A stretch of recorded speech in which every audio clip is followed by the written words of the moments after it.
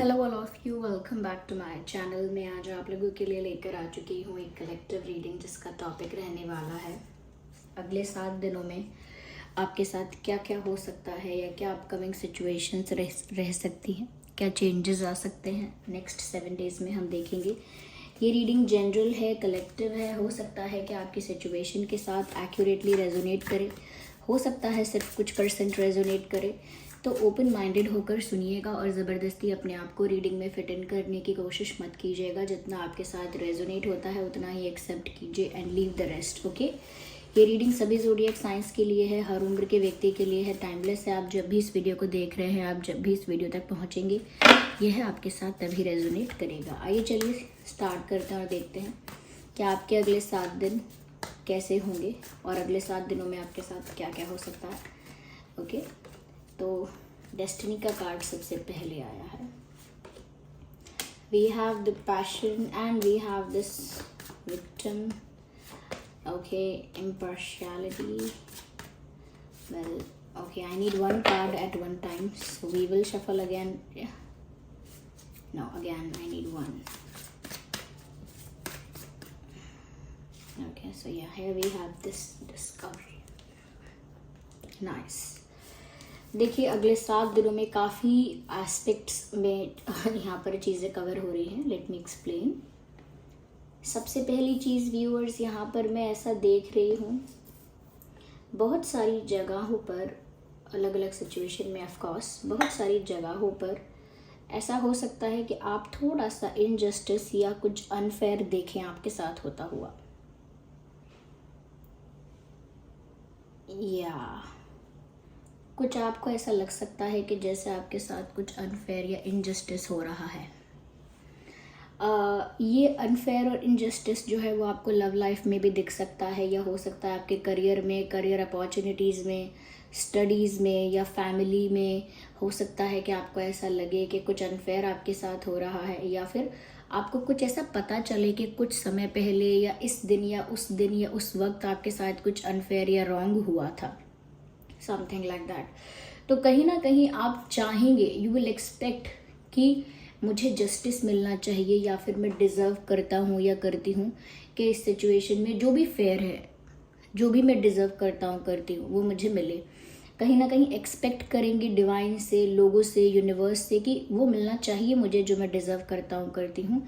और अनफेयर तरीके से चीज़ें होना या कुछ इनजस्टिस होना मेरे लिए बहुत पेनफुल है, बहुत दुख की बात है, बहुत ही इट इज़ वेरी डिसअपॉइंटिंग।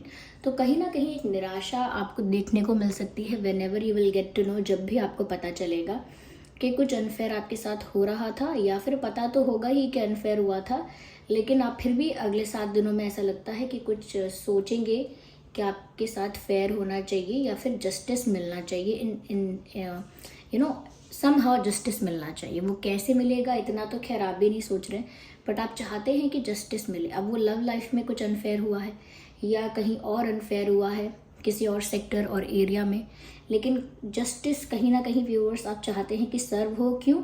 क्योंकि अंदर से आप दुखी हैं किसी इनजस्टिस से, अंदर से आप दुखी हैं किसी अन्याय से।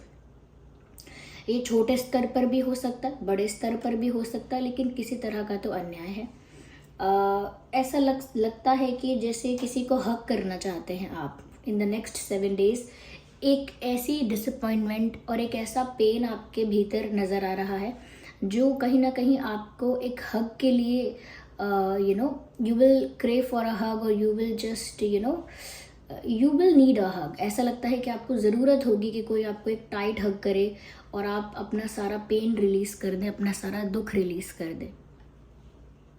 तो आप शायद अपनी माँ को, अपने भाई बहन को, या अपने पेट को, या सिर्फ अपने टेडी बेयर को या पिलो को, देर विल बी समथिंग और समवन जिसको आप हग करेंगे। और हो सकता है कि अगर हग करने को ना मिले तो हो सकता है यही मैंने बताया, जो हो सकता है आपका टेडी बेयर हो या टेडी बेयर ना हो तो पिलो हो, वट एवर इट इज़, या तस्वीर हो कोई, लेकिन हग करके कहीं ना कहीं ऐसा लगता है जैसे अपना दुख रिलीज़ करेंगे। और अगर हग कर नहीं पाए तो आपका मन बहुत करेगा कि मैं किसी को गले से लगा के काश ये सब बता पाऊँ, ये सब एक्सप्रेस कर पाऊँ जो मेरे अंदर है, जो मेरे अंदर दबा हुआ है। ओके, यस, यहाँ पर ऐसा लगता है जैसे आपको किसी अपने के प्यार की, कंफर्ट की बहुत ज़रूरत होगी, और वो ज़रूरत इसीलिए होगी क्योंकि वो उस इनजस्टिस से आप बहुत वल्नरेबल, वीक और बहुत अनस्टेबल सिचुएशन में आ जाएंगे, जहाँ पर आपको आपका कॉन्फिडेंस खोता हुआ नज़र आएगा, जहाँ पर आपको लोगों से विश्वास उठ जाएगा, भरोसा ही नहीं कर पाएंगे, पहचान नहीं पाएंगे कि कौन अपना है कौन नहीं। तो ऐसी एंजाइटी में, ऐसे स्ट्रेस में आप एक इमोशनल ब्रेकडाउन हो सकता है।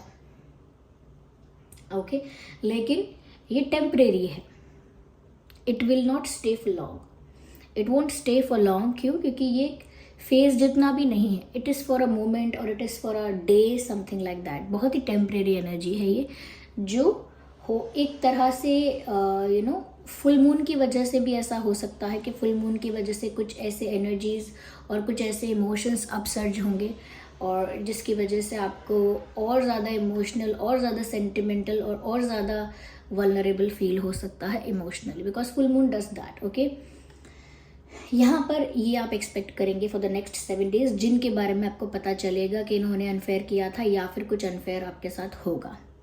Be ready, be prepared. ऐसा नहीं है कि कोई नेगेटिव रीडिंग है, कोई नेगेटिव मैसेज है, इट इज़ जस्ट दैट कि आप प्रिपेयर रहें, जिसके साथ भी रेजोनेट करे रीडिंग। ओके, शुगर कोट करके बताने का, अच्छी अच्छी बातें सिर्फ बोलने का, या सिर्फ मीठी मीठी बातें बोलने का, it is not like that. Okay, क्योंकि यहाँ दिख रहा है जो चीज़ वो बोलना पड़ेगा। व्यूअर्स, नेक्स्ट 7 डेज में आपके लिए बहुत इंपॉर्टेंट है ये बात कि डेस्टिनी आपको जिस डायरेक्शन में लेके जा रही है, फेथफुली आप वहाँ जाएं, फेथफुली। ऐसा नहीं है कि अगर ये हो गया तो वो हो गया, तो जिस दिशा में आपका भाग्य आपको लेकर जा रहा है, कृपया करके आप वहीं जाइए। उसके अगेंस्ट या विपरीत करने की कुछ कोशिश करेंगे तो ऑफकोर्स वो नहीं होगा, वही होगा जो आपकी डेस्टिनी में है। और कुछ और दूसरा कोई रॉन्ग डिसीजन आप ना ले लें, या कोई स्टूपिड स्टेप ना ले लें। इस वजह से जिस डायरेक्शन में आपकी डेस्टिनी आपको पुश कर रही है, जिस डायरेक्शन में आप एक फ़्लो के साथ जा रहे हैं, you are going with the flow, उसी फ्लो के साथ आप अगले 7 दिनों में जाते रहिए। ज़्यादा रेजिस्टेंस, ज़्यादा ब्लॉकेज, ज़्यादा ज़्यादा डिनाइल में रहने की ज़रूरत नहीं है। Just go with the flow, क्योंकि आपको अपनी डेस्टिनी पे फेथ करना होगा कि जिस दिशा में भी आपकी डेस्टिनी आपको ले जा रही है वो फ्रूटफुल है, वो बेटर है आपके लिए, फलदायक है। क्योंकि आज आपको अनफेयर लग रहा है, लेकिन मैंने कहा कि चीज़ें टेम्परेरी होंगी। In future you will definitely get something you deserve. आप डेफिनेटली वो पाएंगे, वो प्राप्त कर पाएंगे जिसके आप योग्य हैं, जो आपको मिलना चाहिए।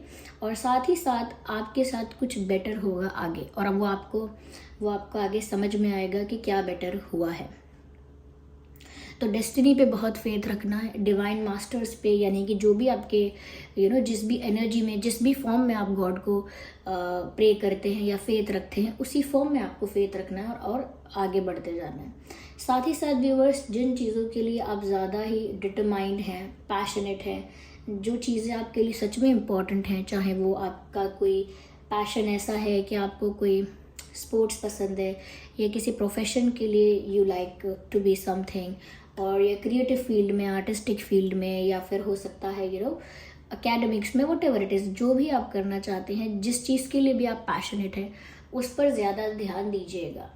आपका जो एनर्जी है, आपका जो टाइम है, वो एक राइट जगह पर, एक सही जगह पर इन्वेस्ट कीजिएगा। इट इज़ वेरी इंपॉर्टेंट कि जब इमोशनली इंसान वल्नरेबल फील कर रहा है या अनस्टेबल फील कर रहा है, बहुत ज़्यादा डेस्टिनी के ऊपर चीज़ें छोड़ रहा है जब, और कहीं ना कहीं इनजस्टिस फेस कर रहा है या कर चुका है, डिसअपॉइंटेड है, एक पेनफुल एनर्जी में भी है अगर वो इंसान, तो ये सब चीज़ें उसे ऑफकोर्स उसके गोल से भी डिस्ट्रैक्ट करती हैं, कहीं ना कहीं उसे लाइफ में स्टक कर देती हैं। लेकिन आपको जो कि गाइडेंस है कि चलते रहना है, कीप गोइंग। तो वो कैसे चलते रह पाएंगे? जब आप अपने उस समय को, उस टाइम को, उस एफर्ट को, उस एनर्जी को राइट डायरेक्शन में लगाएंगे। और वो राइट डायरेक्शन है for whatever you are passionate about, और जिस भी चीज़ के लिए आप पैशनेट हैं, जिस भी चीज़ का आपका सपना है, गोल है, जिस भी चीज़ के लिए आप बहुत एम्बिशियस हैं, just focus on that. Okay. जैसे सबसे बड़ा क्या कह सकते हैं, फुटबॉल प्लेयर बनना आपको पसंद है, ये चाहते थे आप, हमेशा से गोल है आपका, लेकिन आपकी लव लाइफ थोड़ी ख़राब चल रही है, तो उसकी वजह से दुख तो होगा, लेकिन फुटबॉल आपके लिए कितना इम्पोर्टेंट है ये ध्यान रख के आपको फुटबॉल पर ही, उस गेम पर ही अपना ज़्यादा टाइम, ज़्यादा एनर्जी, ज़्यादा एफर्ट देना चाहिए, जिससे कि वो जो इमोशनल ब्रेकडाउन है या वो जो पेनफुल मोमेंट है, टाइम है, वो कब गुजर जाए पता ना चले, क्योंकि आप दूसरी इम्पोर्टेंट चीज़ पर फोकस कर रहे हैं।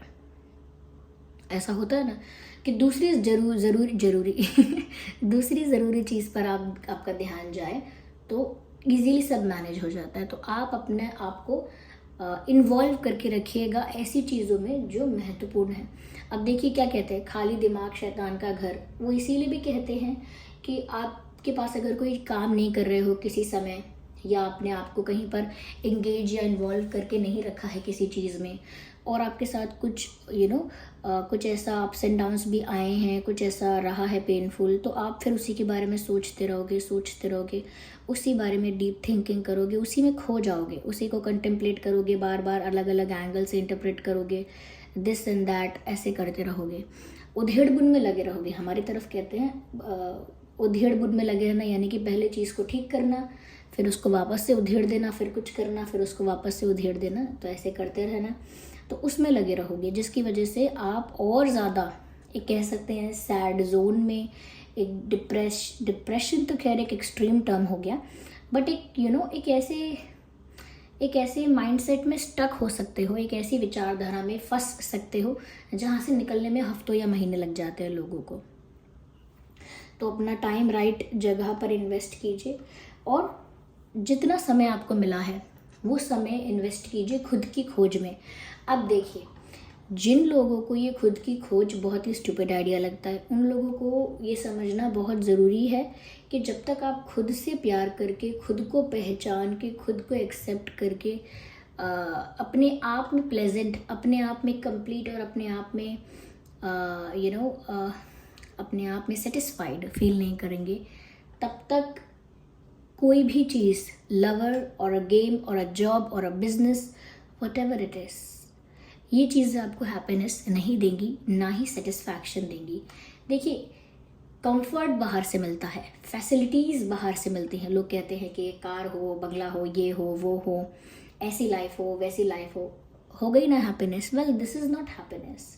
हैप्पीनेस का डेफिनेशन यही है कि हैप्पीनेस आप अंदर से ही जनरेट करते हैं।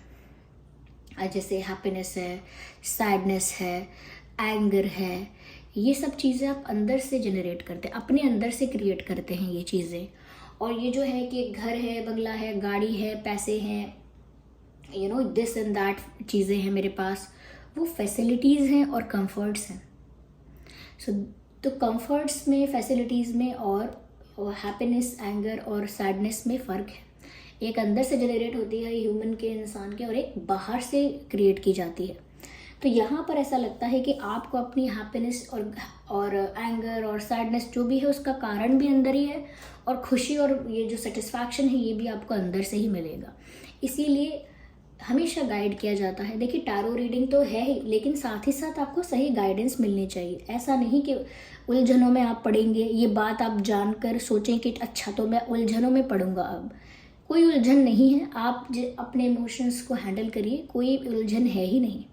अपने टाइम को सही जगह पर इन्वेस्ट कीजिए, अपनी एनर्जीज़ को सही जगह पर इन्वेस्ट कीजिए, और अपने भीतर से जो चीज़ें आपको समझ लेनी चाहिए उन्हें तो हैंडल कीजिए। देखिए, बाहर के सिचुएशंस को तो हम हैंडल नहीं कर पाएंगे, कोई हमसे कैसा व्यवहार कर रहा है, कोई अनफेयर हो गया हमारे साथ, इनजस्टिस कर रहा है, या कोई हमें दुख दे रहा है, या कोई हमें प्यार दे रहा है, ये सब चीज़ें हमारे बस में नहीं रहेंगी। People will do it how ever they feel like, okay. उनका मन करेगा तो वो प्यार करेंगे, बोर हो जाएंगे तो नहीं भी करेंगे, ज़्यादा एक्साइटेड हो जाएंगे तो ज़्यादा भी करेंगे, लेकिन आप कैसे स्टेट ऑफ माइंड में रहेंगे वो आप ही कंट्रोल करेंगे। तो इसीलिए अपनी अंतरात्मा को पहचानिए, खुद से प्यार कीजिए, और खुद से प्यार करने का मतलब बिल्कुल भी सेल्फ ऑब्सेस्ड होना नहीं है। बिल्कुल भी इसका मतलब ये नहीं है कि खुद के लिए सेल्फिश हैं, अब हम सेल्फ सेंटर्ड हैं, बिल्कुल नहीं। सेल्फ लव से मतलब है कि जैसे हैं वैसे अपने आप को स्वीकार लेना, जो डेस्टिनी में मिला है, जो डिवाइन ने दिया है, बस वही गिफ्ट है। चाहे हेल्थ प्रॉब्लम दिया है, तो वो भी गिफ्ट है, क्योंकि वो मुझे मेरी डेस्टिनी से मिला है और मेरी डेस्टिनी मेरे कर्मा से बनी है, तो no complaints, no demands. Okay, वैसे अपने आप को पहचान के अपने आप में संतुष्ट और स्थिर रहिए। ये गाइडेंस भी है और नेक्स्ट 7 डेज में क्या होगा उसके लिए मैसेजेस भी थे। आई होप ये रीडिंग आपके लिए हेल्पफुल रही है। चलिए मिलते हैं अगली रीडिंग में, तब तक के लिए बाय फैमिली, टेक केयर।